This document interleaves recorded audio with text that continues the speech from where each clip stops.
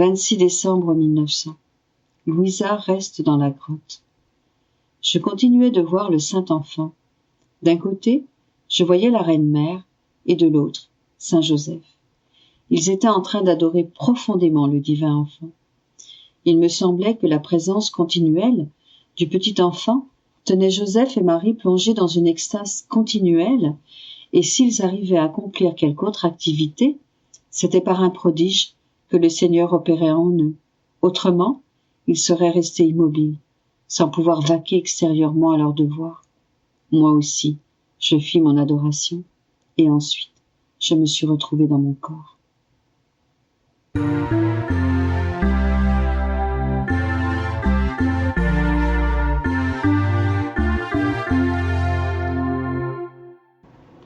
26 décembre 1902. Les calomnies, les persécutions et les contrariétés conduisent à la justification de l'homme. Me trouvant dans mon état habituel, je me sentais tout opprimé. J'avais une certaine crainte d'être persécuté, contrarié et calomnié. Je ne craignais pas pour moi seul, qui ne me préoccupe pas de moi-même, puisque je suis une pauvre créature qui ne vaut rien.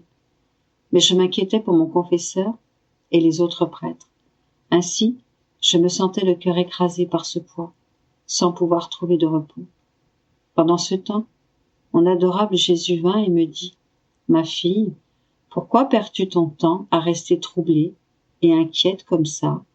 En ce qui te concerne, il n'y a rien à craindre, tout étant de la providence divine qui permet les calomnies, les persécutions et les contrariétés pour justifier l'homme et le faire revenir à l'union à son Créateur, seul à seul, sans appui humain, tel qu'il est sorti au moment de sa création.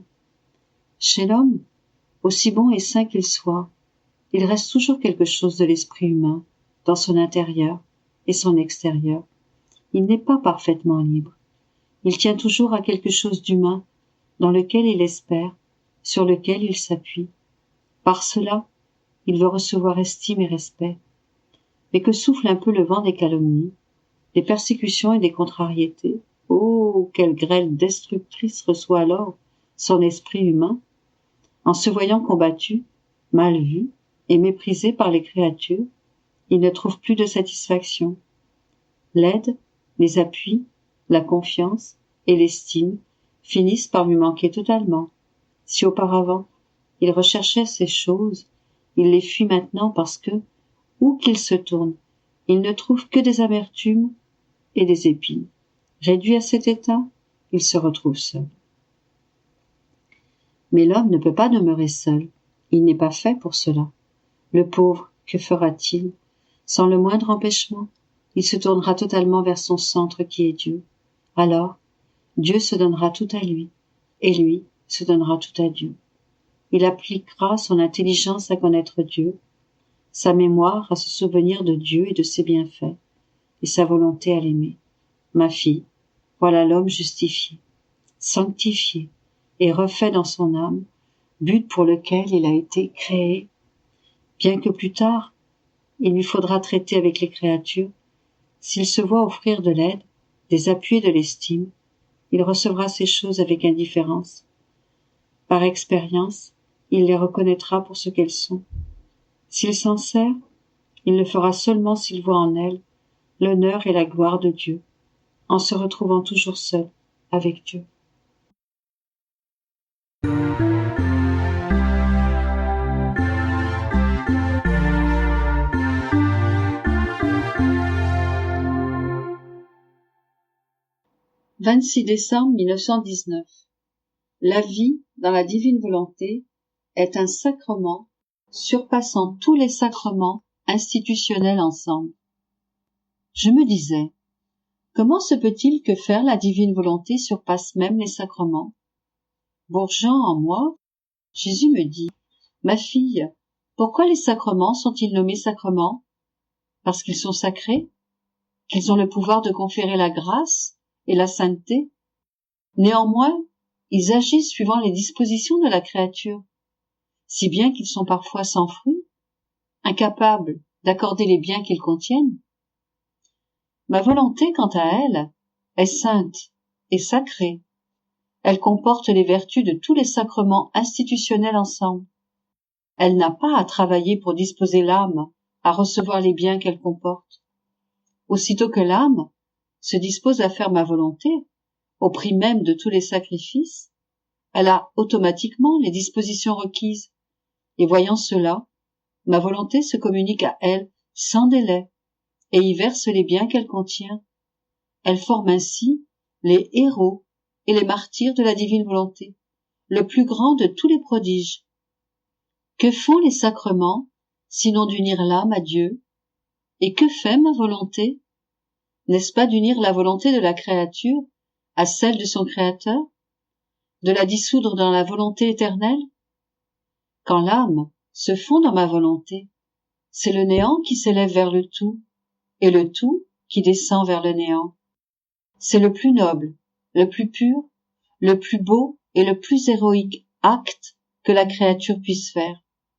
Oh oui, je te le confirme, ma volonté est un sacrement qui surpasse tous les sacrements institutionnels ensemble. Le sacrement de ma volonté agit d'une manière plus admirable, sans aucun intermédiaire, sans rien de matériel. Il opère entre ma volonté et la volonté de la créature. Les deux s'unissent et forment le sacrement. Ma volonté est vie, et l'âme en reçoit la vie. Ma volonté est sainteté, et l'âme en reçoit la sainteté. Ma volonté est force, et l'âme en reçoit la force, et ainsi de suite. Par contre, combien mes autres sacrements, ces canaux que j'ai laissés à mon Église, doivent-ils travailler pour disposer les âmes, si seulement ils y parviennent? Combien de fois ils sont bafoués ou méprisés? Quelques-uns s'en servent même pour leur gloire personnelle et pour m'offenser. Ah, si tu savais les grands sacrilèges commis dans le sacrement de pénitence et les abus horribles dans le sacrement de l'Eucharistie, tu pleurerais avec moi. Ah oui, seulement le sacrement de ma volonté peut chanter victoire. Il est complet dans ses effets et intouchable par les offenses des créatures. C'est que, pour entrer dans ma volonté, la créature doit mettre de côté sa propre volonté et ses passions. C'est seulement alors que ma volonté l'investit et accomplit en elle ses prodiges. Quand je parle de ma volonté, je célèbre sans arrêt. Ma joie est complète. Quand entre en action le sacrement de ma volonté, aucune amertume ne se manifeste entre l'âme et moi. Pour les autres sacrements, par contre, mon cœur nage dans le chagrin. L'homme les a changés en fontaines d'amertume, alors que je les avais institués comme des fontaines de grâce.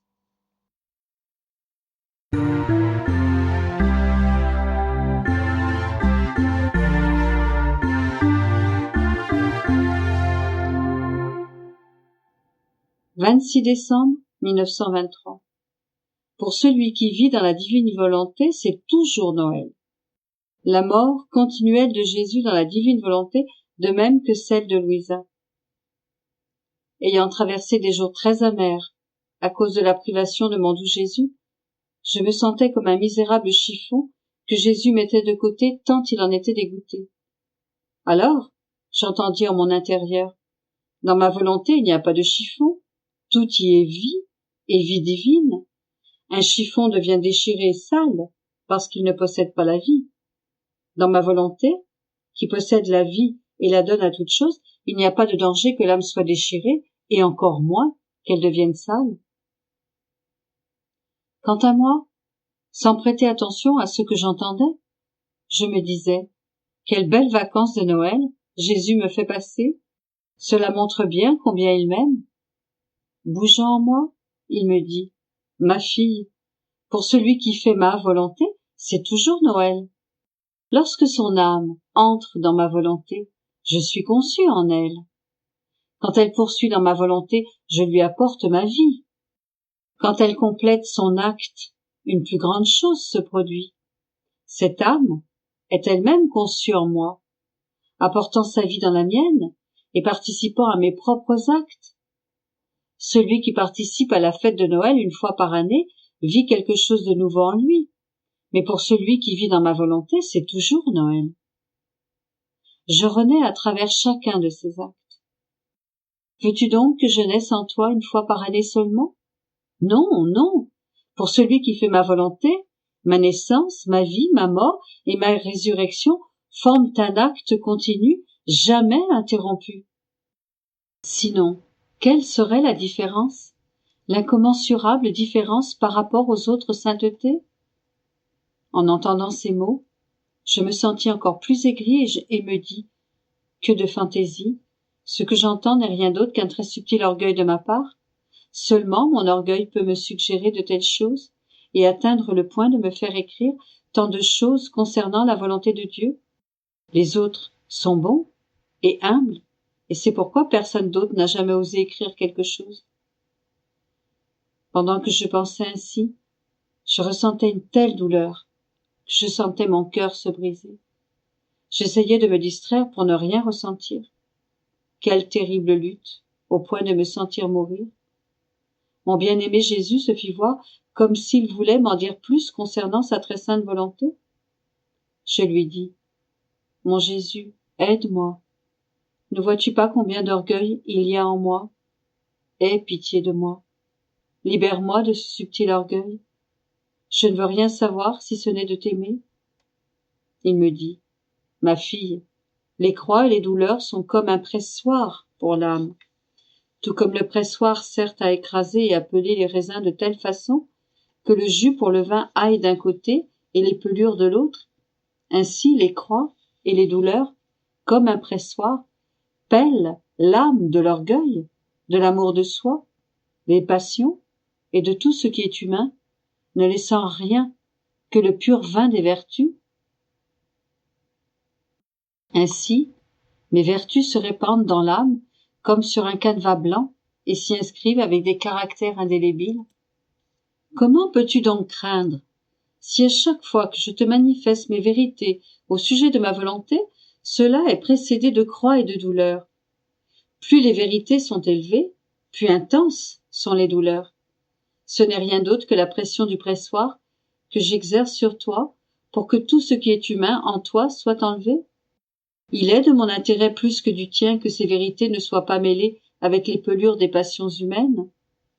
Je repris, mon Jésus, pardonne-moi si je te dis ceci, mais tu es toi-même la cause de mes peurs. Si tu ne te cachais pas et ne me privais pas de toi, il n'y aurait en moi aucune place pour que ces peurs s'élèvent. Ah Jésus, tu me fais mourir, et cela d'une mort cruelle et double, puisque je ne meurs pas. Ah, si seulement je pouvais mourir vraiment, comme ce serait doux pour moi. Ah Jésus, je t'assure, je ne peux en supporter plus. Soit que tu me prennes avec toi, ou que tu restes avec moi. Pendant que je disais cela, mon aimable Jésus me serra dans ses bras. C'était comme s'il pressait quelque chose avec ses mains, et je me sentais comme sous un pressoir. Je suis incapable de dire la souffrance que je ressentis. Lui seul sait ce qu'il m'a fait souffrir. Après, il m'a dit, bien-aimée fille de ma volonté, regarde à l'intérieur de moi comment la volonté suprême ne concéda même pas un souffle de vie à ma volonté humaine, aussi sainte qu'elle fût. Je devais rester sous la pression de la divine volonté plus que sous un pressoir.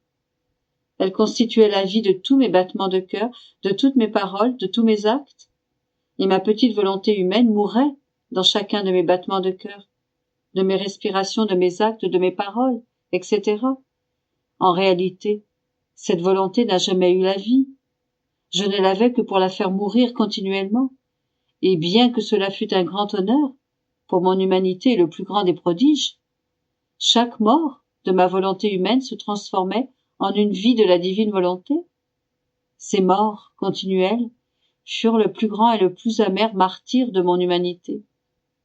Oh, comme les douleurs mêmes de ma passion furent petites devant ces morts continuelles en moi. Par cela, je donnais une gloire parfaite à mon Père céleste, que j'aimais d'un amour surpassant tout l'amour de toutes les créatures. Mourir, souffrir, faire quelque chose de grand quelquefois, Par intervalle, cela n'est pas aussi grand. Les saints et les autres bonnes créatures ont fait ainsi, mais comme ce n'était pas continuel, ça ne constituait pas une gloire parfaite pour le Père, ni une rédemption pouvant s'étendre à tous. Donc, ma fille nouvelle-née dans ma volonté éternelle, vois où ton Jésus te veut, sous le pressoir de ma divine volonté, de sorte que ta volonté puisse recevoir des morts continuelles, tout comme ce fut le cas pour ma volonté humaine. Sinon, je ne pourrais pas faire se lever l'ère nouvelle dans laquelle ma volonté pourra régner sur la terre. Cela prend des actes, des souffrances et des morts continuelles pour que le fiat voluntas tua descende du ciel sur la terre. Prends garde, ma fille, ne regarde pas les autres, pas même les saints, concernant la façon dont je me suis conduit avec eux. Ça pourrait t'amener à être surprise de ma façon d'agir avec toi. Avec eux, je voulais faire une chose. Avec toi, c'est quelque chose de complètement différent. Pendant qu'il disait cela, il prit la forme du crucifié, en appuyant son front contre le mien, et en couvrant toute ma personne. Je me sentis sous sa pression, en proie à sa volonté.